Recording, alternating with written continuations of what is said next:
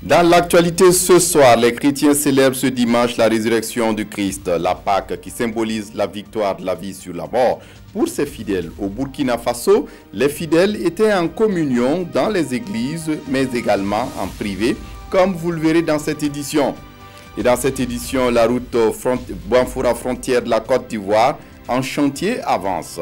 Constat du ministre en charge des infrastructures qui était sur le terrain ce 30 mars 2018.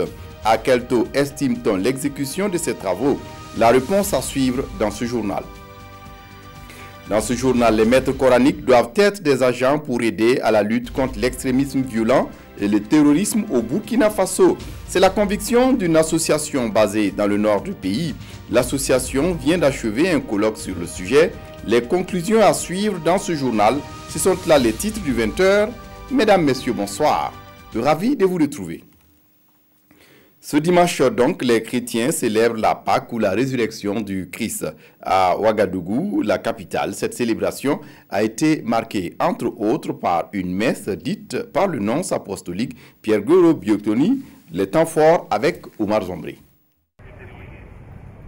Un feu pascal pour illuminer la célébration de la résurrection du Christ. Nous sommes à la paroisse Saint-Jean 23. Ici, la messe marquant la veille pascale est célébrée par le nonce apostolique représentant du pape au Burkina Faso. Une célébration placée sous le signe de la paix, la solidarité et la résilience. Cette nuit, il nous est suffisant pour réchauffer nos cœurs et nous relever. À partir de cette nuit, nous chercherons le visage du Seigneur ressuscité. Mais il faut aussi faire sauter toutes les barrières qui nous enferment dans nos pessimismes stériles. Et Monseigneur Pier Giorgio Bertoldi d'appeler les fidèles à prier pour le rétablissement du cardinal Philippe Ouedraogo en convalescence à Rome. La veille pascale est aussi l'occasion de mettre des vœux à l'endroit des Burkinabés.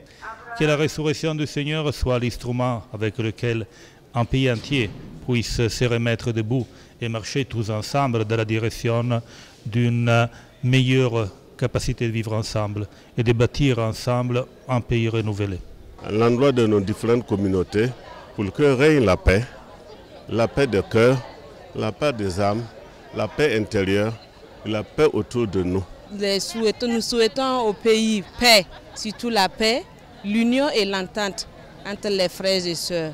Une quarantaine de catéchumènes ont reçu le baptême à cette messe. Une messe qui s'est poursuivie tard dans la nuit avec des chants et louanges dans l'espoir que le Christ étende sa main sur le Faso.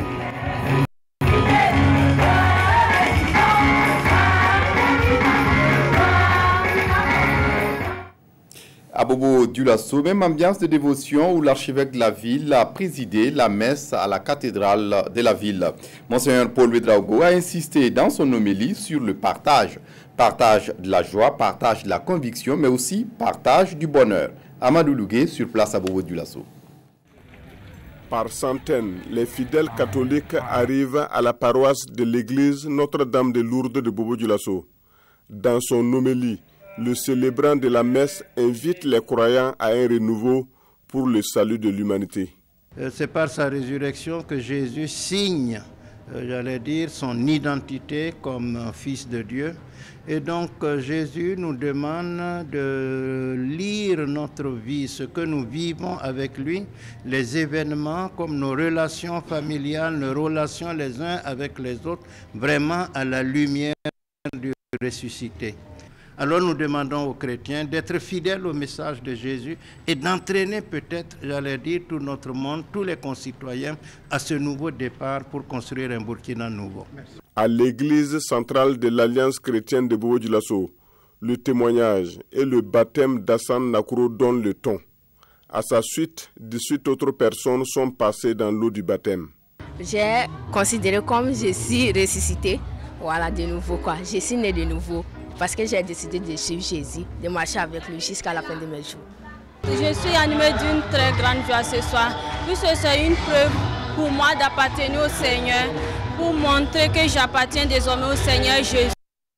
Pour Pâques 2018, ils sont 157 fidèles et 200 enfants de la paroisse Notre-Dame de Lourdes à recevoir le sacrement du baptême. En toute intimité et loin de l'euphorie générale de la fête, certains fidèles commémorent à leur façon la Pâque. Pour montrer comment ces fidèles marquent ces instants de bonheur, une de nos équipes était dans une famille, immersion avec Zalissa Sanfo. Aujourd'hui, jour de Pâques, l'ambiance est morose dans les rues de la capitale. L'euphorie des grands jours de fête est presque inexistante. C'est un dimanche ordinaire, semblable à tous les autres dimanches, nous confient les agents de sécurité sortis pour réguler la circulation et obligés de se tourner les pouces. Un tour dans les familles et ici, nous sommes à la cité en Troie, dans la famille Zerbo. Alléluia, le Christ est ressuscité. Et pour marquer sa joie, Mathias Zerbo va s'offrir un repas copieux avec ses petits-enfants tout en regardant la télévision. On fête Pâques dans la sobriété, dans la simplicité.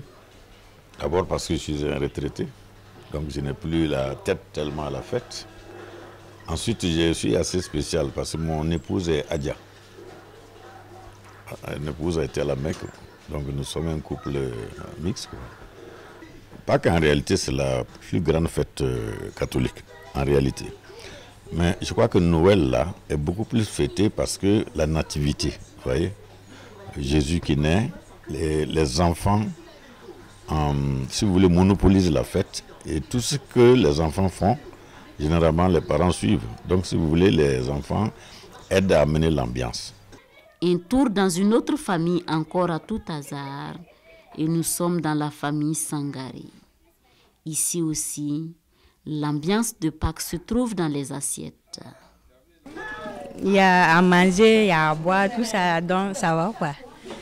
Il y a des choses spéciales en tout cas, mais pour citer là, c'est trop quoi. Généralement, il y a d'autres même qui préfèrent aller fêter au village les Pâques que de fêter à Ouagadougou. Je vais rester à la maison avec mes enfants et puis mes soeurs et cousines et puis tout le monde. Fêter Pâques en famille, en toute intimité et dans la grande discrétion. C'est ce que nous confient la plupart des gens que nous avons rencontrés. Mais une chose est sûre, taper à la porte d'une famille chrétienne pour souhaiter joyeuse fête de Pâques et vous ne ressortirez pas le ventre vide. Nous l'avons bien appris lors du tournage de ce reportage. Dans le monde, la Pâque est aussi célébrée diversement, comme vous le verrez dans ce reportage. Une journée de Pâques, suivez plutôt. Devant le Colisée de Rome, le pape François a présidé la cérémonie du Vendredi Saint. À l'issue du parcours du chemin de croix qui fait revivre le calvaire de Jésus, le souverain pontife argentin s'est exprimé devant les 20 000 fidèles présents. Au cours de cette prière, François a exprimé sa honte. Nos générations sont en train de laisser aux jeunes un monde fracturé par les divisions et les guerres, un monde dévoré par l'égoïsme, dans lequel les jeunes, les enfants, les malades, les personnes âgées sont marginalisés. Vendredi soir, le pape a également fustigé la lèpre de la haine, de l'égoïsme, de l'arrogance. Selon lui, seule l'accolade fraternelle peut dissiper l'hostilité et la peur de l'autre. Dans l'actualité ce soir, le ministre Éric Bougouma des Infrastructures rassure sur l'exécution des travaux du chantier de la route nationale numéro 7 Banfoura frontière de la Côte d'Ivoire. Il était ce 30 mars sur le terrain et estime à 90% le taux d'exécution. Constat avec Moussa Sanou. Le ministre des Infrastructures sur le chantier de bitument de la route nationale numéro 7 Banfoura-Niangologo, frontière de la Côte d'Ivoire. Ici, le ministre assiste aux derniers travaux de revêtement. Là, il observe le marquage de la signalisation horizontale.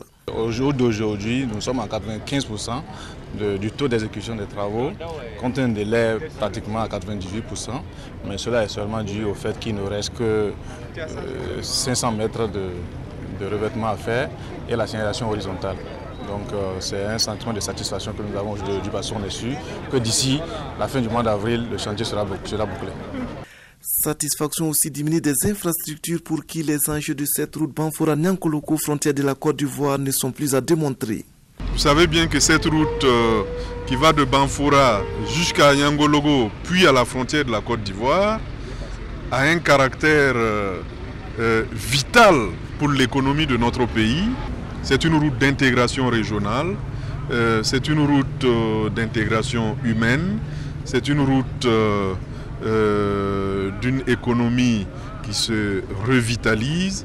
Et donc nous sommes entièrement satisfaits d'avoir remis cette route-là dans l'état où on peut le trouver aujourd'hui.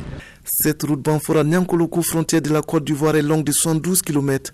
7 milliards de francs CFA, c'est le coût de réalisation des travaux dont la fin est prévue dans un mois.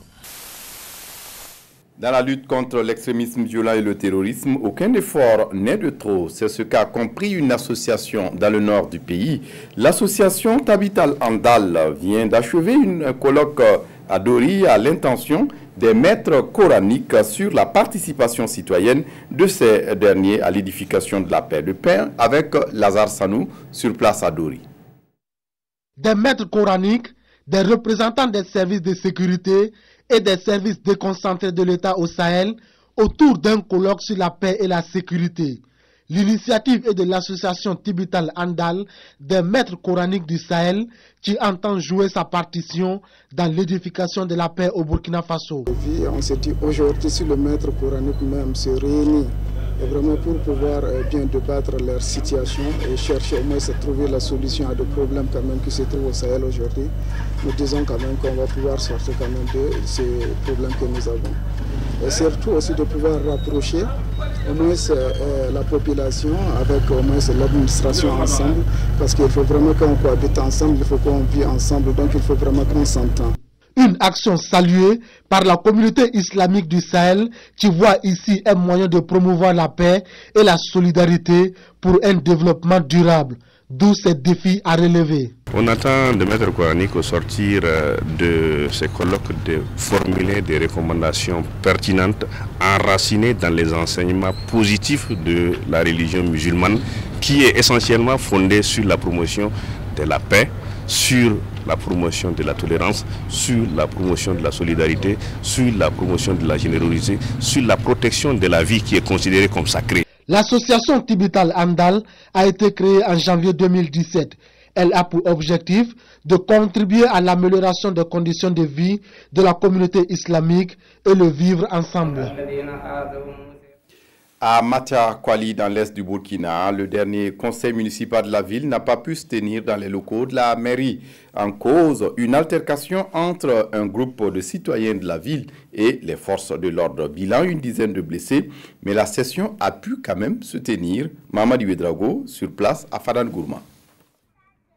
Des cages incendiées, une motocyclette et un véhicule endommagé. Bref, voici les dégâts matériels commis par des manifestants qui ont envahi la maison communautaire de Matia-Kwali pour empêcher les conseillers municipaux de tenir leur première session ordinaire de l'année. Les protestataires reprochent au conseil municipal une mauvaise répartition des réalisations entre les différentes localités de la commune. Le CG de Matia-Kwali, lui, il a pris ça, amené à Nassogo. Voilà le jardin. Un projet est venu pour arranger Matia-Kwali. Il a détourné ça pour son bien, aller à Nanyunugu. Mais si le projet dit qu'il veut travailler à Nassogo, on le laisse travailler à Nassogo. Nous, on ne va pas aller retirer ceux de Nassogo, venir mettre Matia-Kwali. Pour le premier responsable de la commune de Matia-Kwali, le conseil municipal a suivi les procédures normales. Ce qu'il réclame, c'est la dissolution du conseil municipal. Tout simplement, le maire voulait prendre un sujet amené dans un village. Il faut décentraliser. Donc c'est ça, la vision. Mais il ne nous a pas compris. Il dit que le maire veut prendre ça, amener dans la bourse, amener dans le village. Donc, ça c'est le premier point de revendication. Le deuxième point de revendication, un champ maraîcher réalisé par Valpap que vous connaissez. Le choix, c'est pas moi qui le fais. Ils sont venus, ils ont fait le tir. et c'est Nanyunou qui a été retenu. Troisième revendication, donc la jeunesse est mise à l'écart. Je les demande quelle doléance j'ai émis à la mairie et ils ne sont pas satisfaits. Jamais. Selon le maire, les manifestants ont fermé les portes de la mairie depuis le 5 mars dernier et refusent de remettre les clés à l'administration malgré les multiples médiations au niveau local et du ministère en charge de l'administration territoriale. D'où la délocalisation de cette session ordinaire à la maison communautaire. Une rencontre qui s'est soldée par des échauffourées avec des dégâts matériels et des blessés. Au total, on a reçu 10 malades, 3 au niveau de la population et 7 au niveau de forces de l'ordre. Une dame qui était gravement blessée, elle, on l'a évacuée au niveau du Chacher Fada. Cet incident fait suite à celui qui avait opposé le comité de gestion de la forêt classée de Tapoua-Bopo et un groupe de manifestants le 26 janvier dernier, toujours à Matiakwali. De l'est du Burkina, rendons-nous à l'ouest, précisément à Dédougou, dans le Mouhoun. Là-bas, le projet d'appui aux communes de l'ouest en matière de gestion du foncier rural a initié un atelier d'immersion pour une vingtaine de communes. Le point avec Yacouba Goro. Kona, dans la région de la boucle du Moun, c'est l'une des 26 communes nouvellement impliquées à part entière dans le processus de concertation multi-acteurs sur la problématique de la transhumance dans la zone d'intervention du PACOF, le projet d'appui aux communes de l'ouest du Burkina Faso en matière de gestion du foncier rural et des ressources naturelles. Elles sont aujourd'hui présentes à cette rencontre d'immersion pour se mettre au même niveau d'information sur un certain nombre de questions liées à la problématique de la transhumance. Il s'est agi pour le PACOF de partager les résultats des premières concertations obtenues des acteurs des 15 localités d'intervention avec les représentants des 26 communes nouvellement impliquées. Cet atelier a permis aussi de recueillir les avis et les contributions de ces 26 communes. Les acteurs qui sont impliqués sur cette problématique-là ont pu véritablement se retrouver autour d'un certain nombre de communes, des groupes de communes. Ils se sont réunis, ils ont pu discuter. Ça n'a pas été facile, mais au bout de compte, ils ont pu, avec l'accompagnement des services techniques également, ils ont pu aboutir à des consensus. Depuis très longtemps, les pistes ont été tracées, mais ça a été obstrué. Mais l'idée du PACOF, c'est pour consolider les acquis des projets qui sont déjà passés. Cet atelier vise à long terme la définition d'une feuille de route conduisant à l'aménagement ou la sécurisation durable de pistes à bétail et d'infrastructures pastorales conformes aux réalités du terrain et adaptées aux besoins des acteurs dans leur diversité. La communauté Ahmadiyya du Burkina a débuté ce 30 mars sa conférence annuelle, encore appelée Zalza Salana, une conférence qui doit permettre aux membres de la communauté Ahmadiyya de revenir sur des questions qui les concernent et notamment sur le rôle des enseignements de l'islam dans l'édification d'une paix au Burkina. Vincent Tiendrebego.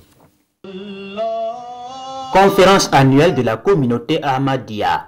La Jalsa Salana est à sa 27e édition.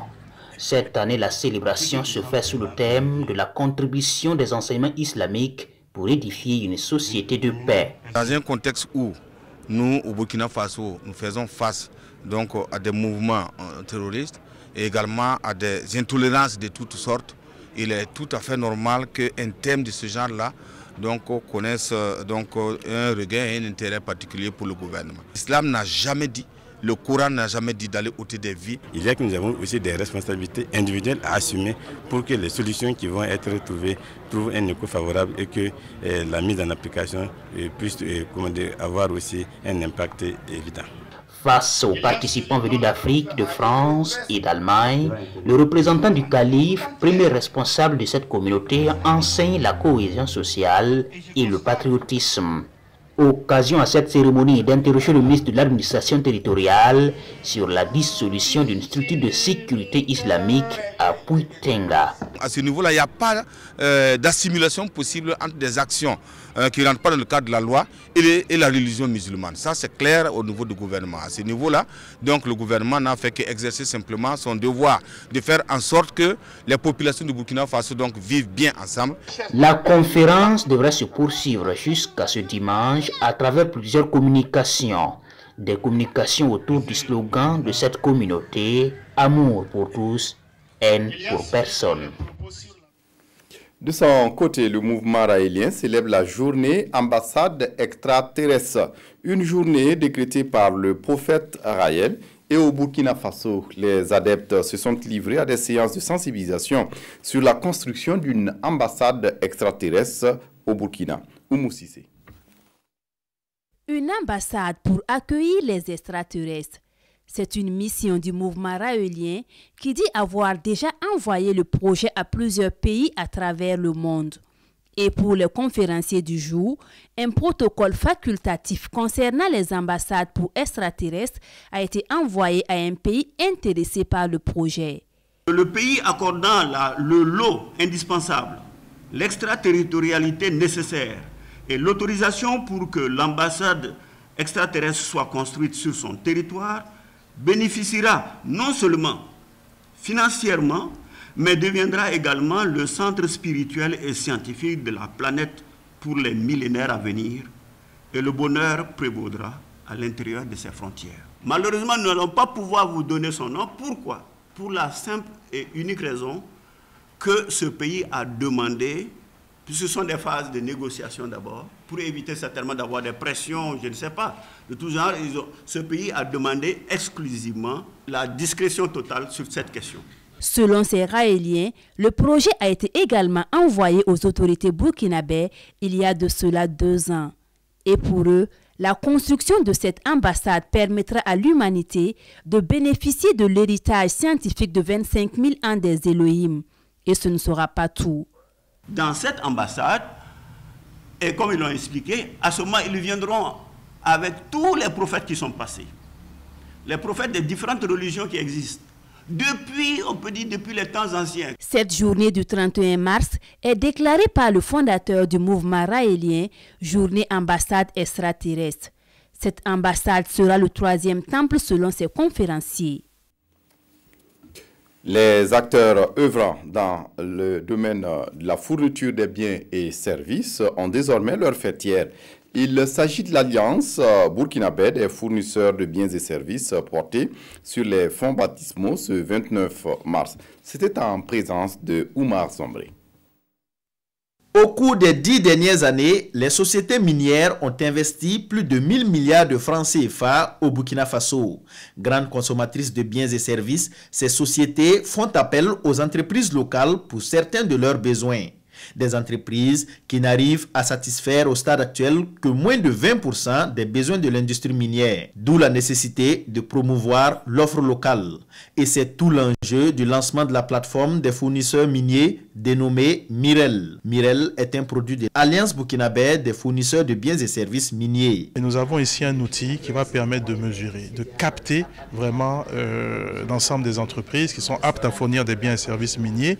Et cela va permettre donc aux professionnels du secteur, donc au département des achats, de la logistique, de pouvoir donc savoir, avoir une base de données et savoir donc qui peut offrir quel type de biens et services. Et tout cela, nous pensons, va permettre de renforcer encore la présence de nos entreprises nationales et locales dans ce secteur d'activité. Aujourd'hui, nous sommes très contents ensemble, l'ensemble des membres de la BSM, pouvoir aujourd'hui faire ce lancement. Et je pense qu'avec ce lancement, on pourra avoir une visibilité très correcte. Gratuitement accessible à toutes les entreprises au Burkina, la plateforme sera pleinement opérationnelle dès mardi prochain. À Ouaïgua, dans le Nord, le PADEL tient une session extraordinaire pour permettre de revenir sur les plans d'investissement au niveau des collectivités territoriales. La session a permis aussi de revenir sur la mobilisation des ressources pour les communes. Chantal Kapori. Cette première session extraordinaire du cadre régional de dialogue CRD a pour objectif de permettre à ses membres de s'approprier le plan d'investissement du programme d'appui au développement des économies locales PADEL.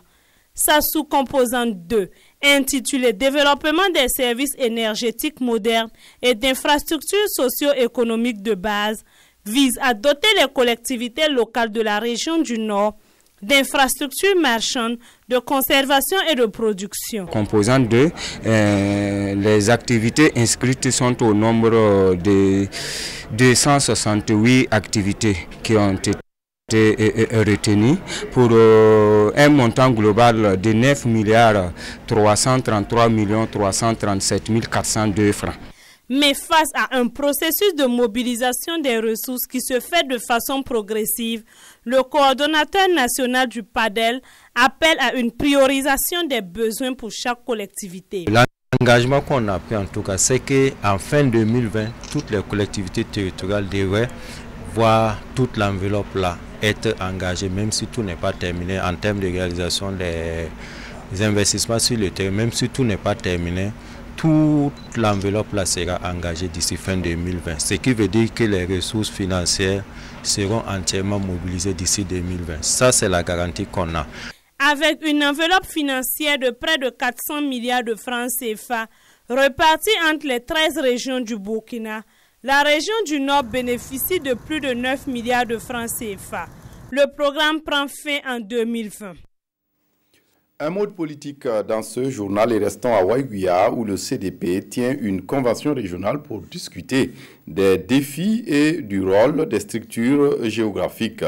Une opportunité pour l'ancien parti au pouvoir de mobiliser les troupes également. Et on fait le point avec Karim Bitienga. Le Congrès pour la démocratie et le progrès CDP sonne le rassemblement de ses membres dans la région du Nord. Devant ses militants mobilisés pour la circonstance, le président du parti appelle à l'unité afin de relever les défis à venir. Le CDP est un parti qui pense à aider les populations à sortir de la pauvreté, à avoir une meilleure gouvernance, à affecter une meilleure affectation du budget de l'État pour le bien-être des Burkinabés. Seulement ce message suffit. Un message qui vient à point nommé selon les militants à la base. Ces derniers promettent les efforts qu'il faut pour la victoire de l'ancien parti au pouvoir aux prochaines échéances électorales. C'est un message qui va tout droit au cœur des gens. Et nous les rassurons que nous allons nous mettre les bouchées doubles pour que 2020 soit la victoire du CDP. Pendant ce temps, les anciens pensent aux stratégies pour maintenir la nouvelle dynamique du parti. Ils disent compter entre autres sur la jeunesse qui doit assurer la relève. L'intégration des jeunes là est un défi. Nous sommes pratiquement des soixantenaires maintenant. Il est évident que nous regardons plus vers la sortie. C'est une question de génération. Il ne faut pas que quelqu'un dépasse sa génération. À l'occasion de cette convention régionale, le président a rappelé le congrès du parti prévu les 5 et 6 mai prochains. Il va se tenir sur le thème « Place et rôle du CDP dans le contexte socio-politique actuel du Burkina Faso ». Les taximens du Burkina sont en congrès pour renouveler leurs instances dirigeantes. Il sera question de discuter des sujets comme l'utilisation du gaz dans le taxi au Burkina, mais aussi la question de l'insécurité. Zalissa Sanfo. C'est un congrès extraordinaire de la Fédération nationale des taximens et des travailleurs du secteur des transports. Un congrès pour renouveler les instances mises en place depuis 1998. Ce renouvellement devrait aussi permettre de redynamiser le secteur. Comme les bureaux d'autres personnes ne sont pas là, je vais faire un congrès, remplacer d'autres personnes. Après l'ouverture, les débats vont suivre. Les difficultés qu'on rencontre, d'abord entre nous, il y a les tracasseries syndicats. Avant là, les tracasseries critiques, tracasseries policières, aujourd'hui c'est tracasseries syndicats entre nous. Après cette structure-là, vous allez voir, il y aura beaucoup de changements. La mobilité urbaine, une préoccupation majeure au département en charge des transports. Alors le changement annoncé ici est encouragé et félicité. La mobilité des Burkinabés est très élevée. Les Burkinabés se déplacent beaucoup. Et si on n'a pas un secteur de transport par le taxi très fort, nous ne pouvons pas faire de nos villes des villes qui produisent des richesses, des villes animées, des villes socialement tenables. Donc c'est pour cela que le gouvernement pense qu'il est important pour nous d'avoir donc une fédération des taxis très efficace, très organisée pour nous permettre de les soutenir. Vétusté des taxis dans la capitale. Circulation des taxis à gaz. Tous ces problèmes vont être débattus à ce congrès extraordinaire. Mais d'ores et déjà, Vincent Dabilgou promet, des actions sont en cours pour le renouvellement du parc automobile des taximens. Défi sécuritaire au Burkina Faso, ces taximens sollicitent des formations pour mieux accompagner les forces de défense et de sécurité dans leur mission. Et avant de recevoir Jérôme Tiendrebego pour Dimanche Sport, cet élément, la plateforme nationale des jeunes pour les ODD célèbre le leadership féminin, une occasion de magnifier les femmes qui osent. Bouma Ernest Nebier. C'est dans une ambiance bon enfant que marraine et organisateur de cette soirée dénommée Nuit de leadership féminin ont récompensé les lauréates. 2 catégories de prix ont été décernées. La première récompense, les filles qui ont proposé des projets intéressants dans le domaine de l'entrepreneuriat au Burkina et en la matière, c'est Amina Diémé qui a remporté le premier prix avec son projet sur la transformation et la conservation des produits agroalimentaires. Je suis super contente qu'on m'ait retenue parce que c'est un projet que j'avais vraiment à cœur et c'est une fierté pour moi aujourd'hui qu'on me choisisse parmi 15 stands. Disons que les prix côté des entreprises sont des prix décerne dans le cadre du CIFET. Le CIFET est le Salon des initiatives féminines pour le développement, qui est un cadre dans lequel des jeunes femmes ont postulé avec leurs projets. Elles ont été retenues pour certaines et elles ont pu exposer ce qu'elles font. Quant à la deuxième catégorie de prix, elle est dénommée Gimbi. Gimbi, c'est un rappel à l'histoire du Burkina. Nous connaissons Yenenga, mais on ne valorise pas suffisamment cette autre dame qui a fait des choses exceptionnelles pour ce pays dans l'ouest du Burkina Faso, Gimbi Ouattara, qui n'a pas été reine, mais qui a été une guerrière intrépide, bien reconnue, et dont les conquêtes ont permis à l'ouest burkinabé d'avoir une nouvelle dignité, de se reconstruire une personnalité. De nombreux Gimbi ont été donc décernés dans plusieurs domaines. Il s'agit entre autres du Gimbi d'honneur octroyé à Sika Kaboré, époux du chef de l'État, du Gimbi de la combativité à Salimata Ouedraogo, député à l'Assemblée nationale, et de celui de la jeune entrepreneur remporté par Anita Kini pour son projet d'entreprise dans le domaine de l'énergie solaire. Il s'agit de l'entreprise Sunflower qui a pour but de favoriser l'accessibilité de l'énergie solaire. Ça me fait vraiment très plaisir parce que c'est une manière d'encourager vraiment les autres aussi à faire comme moi.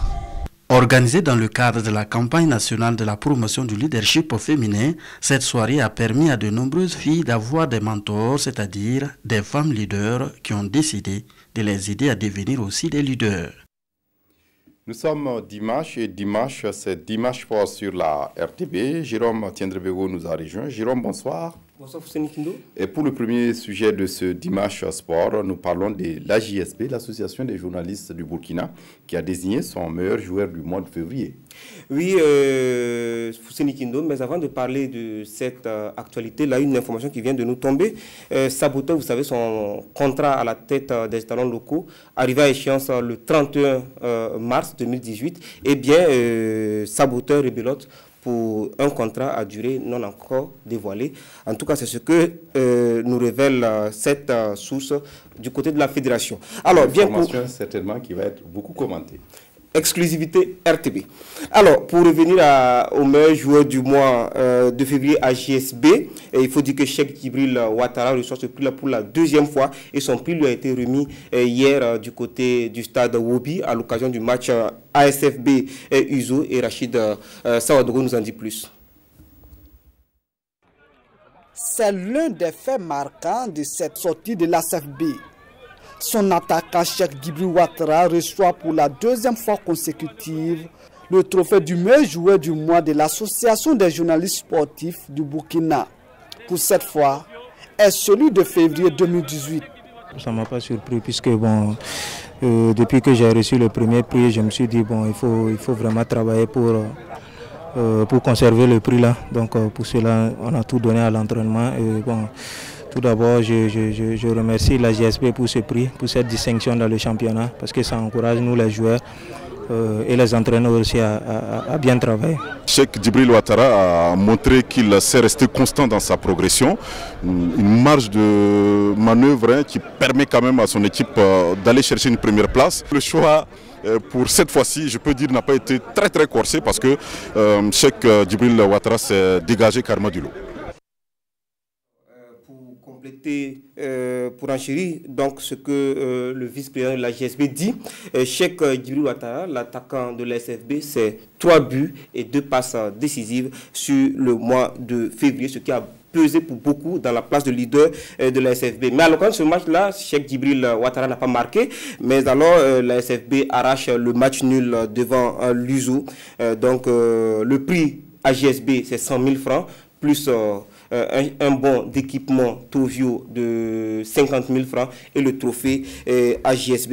La commission, il faut le dire, est déjà à pied d'œuvre pour choisir donc le joueur AJSB du mois de mars. Et la JSB est toujours leader à l'issue de la 21e journée. Oui, la SFB, vous voulez dire voilà, la rivale de votre club de cœur, le RCB. Voilà, donc la SFB est leader malgré le point du match nul, loin devant l'Étoile filante de Ouagadougou. L'Étoile filante de Ouagadougou qui a battu Raimo FC dans l'autre entre du sport, du football à Bobo Dioulasso, le stade Sangoulé Lamizana, 1-0.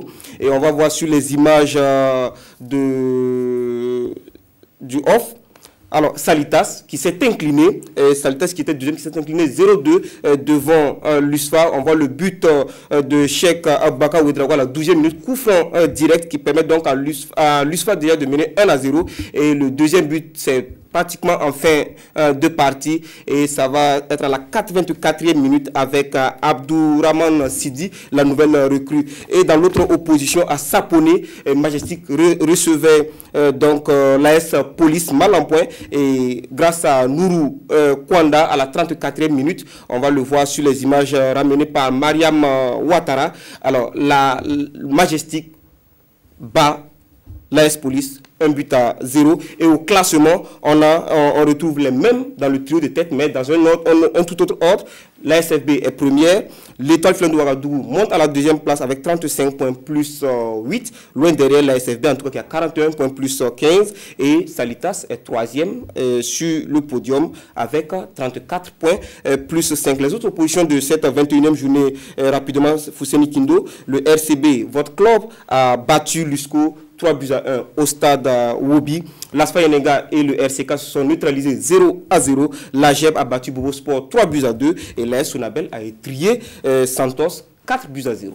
Jérôme, on va parler de karaté do avec la sélection pour le TICA zone 3 qui s'est déroulée hier samedi. Oui, la sélection bien entendu parce que vous savez le TICA c'est le tournoi international de karaté et que le Burkina accueille cette année. C'est un tournoi d'envergure. Alors pour faire bonne prestation, vous savez que le Burkina compte pour beaucoup dans la zone 3 du karaté. Alors pour faire bonne prestation à ce rendez-vous sous-régional, le Burkina prépare déjà ses athlètes et ils ont été hier du côté de l'école de la douane pour faire une sélection. On a vu des démonstrations, on va voir sur les images, des démonstrations en kata et en comité qui vont donc permettre aux sélectionneurs de voir les meilleurs tireurs et les meilleurs karatékas, en tout cas pour cette compétition-là qui va se dérouler du 16 au 22 avril du côté de Ouagadougou.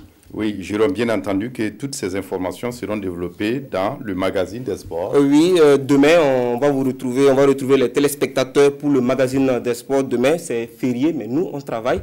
Et en même temps, l'occasion pour moi, c'est de dire que l'exclusivité RTB n'était que poisson d'avril. Merci à vous, Jérôme Tiendrevego, d'être venu. Dimanche prochain pour un autre dimanche de sport. Ce sera avec la Sina Sawadou. Merci. Voilà, on s'arrête là pour ce journal-là. Merci de votre attention. Draman Dadian vous retrouve à 22h30 pour la dernière édition. D'ici là, excellente suite de programme.